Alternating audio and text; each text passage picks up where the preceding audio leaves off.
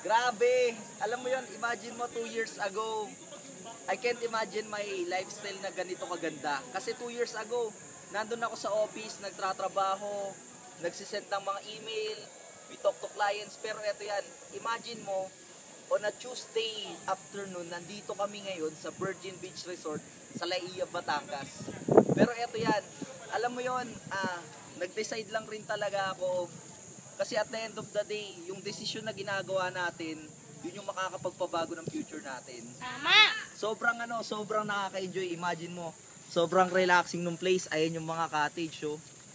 Tapos ang daming mga puno. Tapos imagine mo, ayan yung dagat. So, ang maganda pa nito, sobrang sarap ng pagkain dito.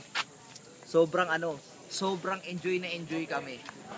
Pero, alam mo yon, lahat ng bagay, pag nagsimula ka sa isang desisyon na gawin yung opportunity na makakapagpabago yung buhay mo, definitely, magbilang ka lang ng ilang taon kung ano yung gusto mo makukuha mo. Tama! So, kailangan i-goal mo lang.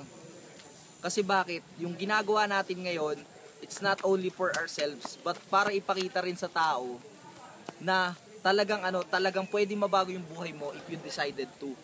Correct! So, ayun lang, matitip ko lang sa inyo, join our team Extreme 111 Incorporation.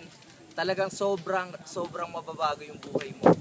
So, see you next year. Sama ka rin dito sa amin. So, see you! Yay!